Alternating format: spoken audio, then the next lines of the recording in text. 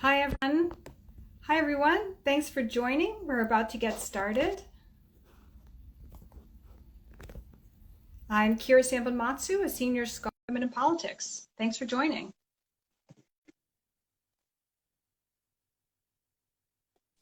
Hi, Attorney General Healey. Thank you so much for joining us today. Oh, thanks for having me on. Great to be with you. So we're here to talk about our report, as you know, but I want to welcome you to this Instagram, and thanks for making time. We're going to be talking about money in politics, which is an issue that I've gotten really interested in lately. But let me give you a proper introduction before we get started. I don't think you need an introduction, but just in case, of course, Maura Healey is serving in her second term as Attorney General of the great state of Massachusetts, which happens to be my home state. And as Attorney General, she's worked on a whole range of issues from fighting the opioid epidemic, reducing gun violence, protecting civil rights, consumer rights, and so on. She previously served as Special Assistant District Attorney for Middlesex County. Before she ran for Attorney General, she worked in the Attorney General's office, and she was the lead counsel in the first successful challenge to the Defense of Marriage Act. And before her career in public service, Healey was a business and commercial litigator. So welcome, and thank you so much for joining us. Hey, it's so great to be with you. I'm a big fan. I'm a big fan of the center and big fan too of the report. I'm so glad to hear that. The report, I was fortunate to co-author it with my colleague, Dr. Claire Gothra, and we worked in collaboration with OpenSecrets, which is just an incredible resource about campaign contributions. And the report, as you know, and I'll tell the audience, is on our website, and it looks at 2 decades of giving to statewide executive candidates, including Attorney General. And it is the companion report to our previous study of governors. So before we jump into the report, I'm just interested, we don't see many women serving in statewide executive positions. There are only 8 women serving as governor. Women of color are especially underrepresented. And I'm just wondering, we've been watching these numbers for a long time at the center. What are your general thoughts about why we don't see more women in these offices? Well, I think that the system really isn't set up in the way that it needs to be set up to encourage and support women to run. It is through organizations like yours that change is happening. But, the fact remains that women seem to be uh, put in a position where they're oftentimes still ones responsible for taking care of the kids, running households.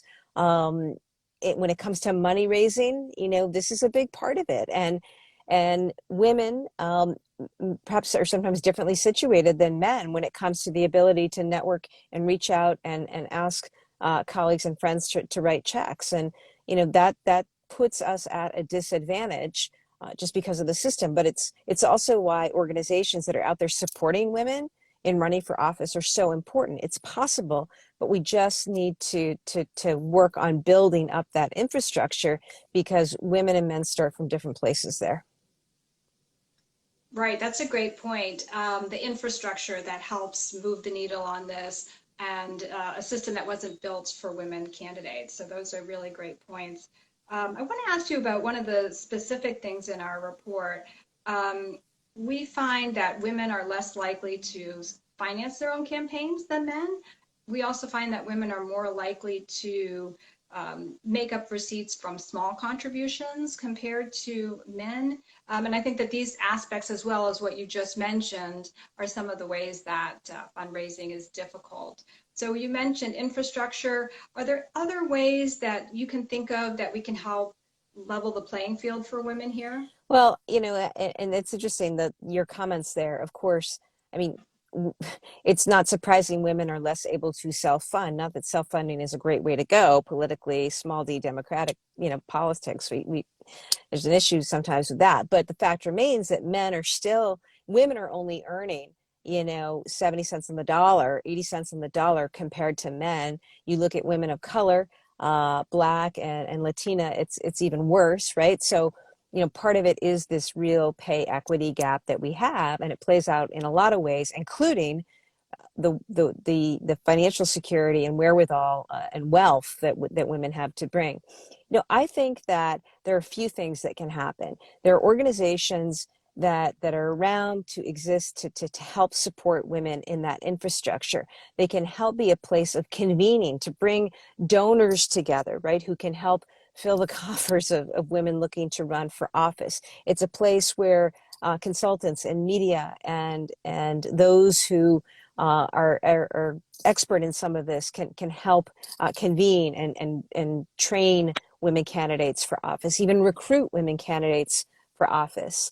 Um, it's also a place where women can come who might be interested in running for office or working to support somebody running for office, which is as important. I was a candidate. I'm an elected official now, but I can tell you that I would not be here were it not for the support and work of any number of women who worked hard to get me here. And so there are a lot of ways. You may not want to run yourself, but you can always help support another woman who is out there looking to run.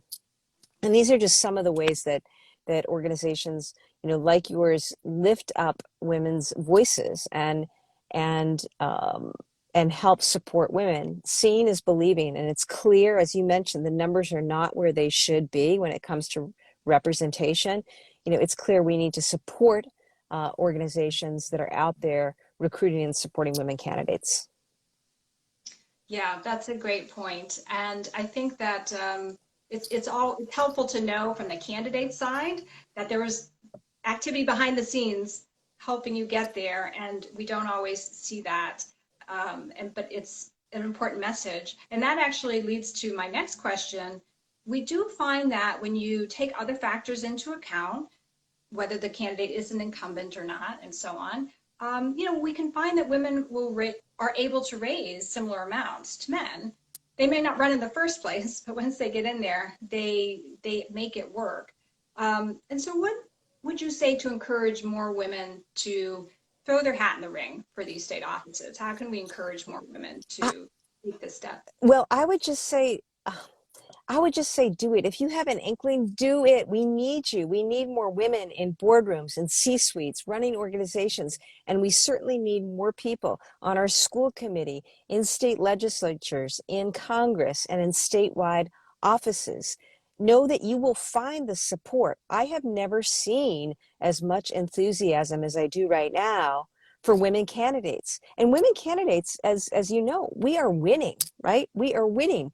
And I think that's something that has really been significant over the last 5 years. Not only are more women running than ever before, but women are winning like never before. And that, to me speaks to something. I think that women make fantastic candidates. We come with a natural empathy, a natural ability to connect with people and their needs. We come with a capacity to listen too. And I think people are attracted to, and voters are attracted to, people who listen. Women have an ability to work together, to be collaborators. All of this comes through in an authentic way. And it's not surprising to me to see so many women winning. We just need to have more women running and increase our numbers all around. I have to be honest though, Karen, say that women as candidates, you'll run into those naysayers, you'll run into the misogyny, you'll run into those who say it's not your turn. But you just have to really ignore all that noise and know that you have a whole army of women and men who support women as candidates behind you. That's so inspiring, and I hope that the message gets out. And hearing it from you, and in your second term, you've shown us how to do this. And we've talked about donors. I want to go back to donors a little bit more. We find in our report and in our previous report that women are underrepresented as donors. Women outvote men, but men definitely outgive women in terms of how many people are contributing and what is contributed. Do you have any thoughts on why it is that, I guess you mentioned one of the sources, women earn less, so women have less to give. So we know that part of the problem is how much women earn and their labor force status. Do you have any other thoughts about why it is that men have traditionally been more likely to give than women? You know, it's such an interesting question, and I know you've studied this a lot. I mean, yes, certainly one issue is disposable income and who has what, and women earn less than men, unfortunately. Women have other responsibilities too that take their time and their resources. I think part of it is what has become or what seems to be more culturally um, the norm. And I find my experience has been, you know, men sort of have this like transactional, they understand their friend needs a check for a candidate, or they ask for a check from their friend for a candidate. I see a lot of that. I think women, because they haven't really been as because maybe they haven't been as much involved in the donation side of things, you know, it seems harder sometimes for them to get there and to take it for what it is, because we spend a lot of time focused on the substance and the policies and all of that without, you know, the fact of the matter, there is money in politics and you need money to compete and win. And I wish it were different, but until we change the rules, until we change the game, and part of that I think is by getting more women into office who can pass campaign campaign finance reform.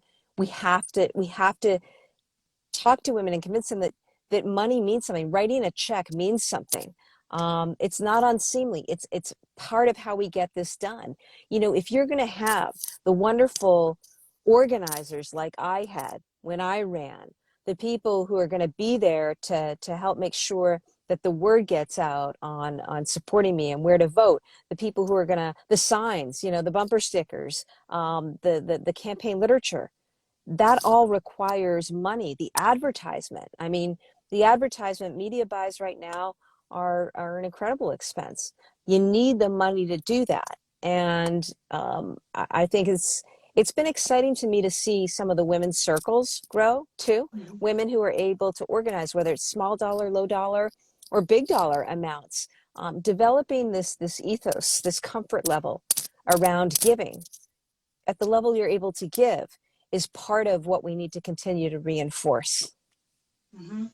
Right, so giving at all levels and to try to make giving the same as voting. This is just how we get involved in politics, and we shouldn't, as women, think twice about it. That's right. Um, and my last question is that I think that the Office of Attorney General and the other statewide races that we look at in this report, they often don't get the same amount of media attention as the presidential race, congressional races. Um, what should voters know about your office, about these statewide offices, and why it matters for them to get involved as candidates and as donors? I would just say look around the country right now. Where is all the action at? When you talk about what's happening to our democracy and efforts to suppress the freedom to vote, that is happening in state legislatures. Some 47 state legislatures have proposed 360 bills to restrict the freedom to vote. The actions at the state level. Look last year at the actions by secretaries of state, by attorneys generals to fight efforts to take away votes from people, to stand up for access to one of our greatest democratic principles, foundational, the ability to vote. That's what I found in my time as Attorney General for the last several years. The major constitutional battles and fights, they're happening at the state level. These statewide seats are extremely important in the lives of individuals. It is state attorneys general, for example, that took on Purdue and the Sackler family. You know, it's state attorneys generals who are there defending the Affordable Care Act and standing up against efforts to cut back women's access to reproductive health care. It's not to say, obviously, congressional seats are important, but there are only, remember, 50 state attorneys generals in the country. And each one is empowered as an executive to act, to enforce the laws, to go out there and protect people. That's why we're called the people's lawyers. And similar, responsibilities exist for these other statewide offices as well. I also want to say, though, that as important as these congressional seats are, as statewide seats are. Think about state legislatures, think about school committee, think about town meeting, right? I mean, all levels of government. I want to see women running for office, and I want to see women supporting other women. That's how we're going to make transformational change, is by competing and playing in the game, on every field, on every field, whether it's local elections, statewide, or federal elections. That's where we've got to be. Yeah, and at the Center for American Women in Politics, we wholeheartedly agree. All levels, we would love to see women get involved across the board. Is there anything you'd add in closing? I just want to say I want to thank the center very much for its contributions. You've done amazing work, amazing research. I've enjoyed visiting with you. I hope post COVID I can get back down. But thank you for this important report too that you put out. And I am incredibly optimistic about the future. I think that we have a real opportunity ahead of us as a country as we come through COVID, as we live through this moment of racial reckoning that we're having importantly in our country. We've got an opportunity to build forward in new and different ways. And I want women to be at the very forefront of that effort. And so thank you to the Center for American Women in Politics.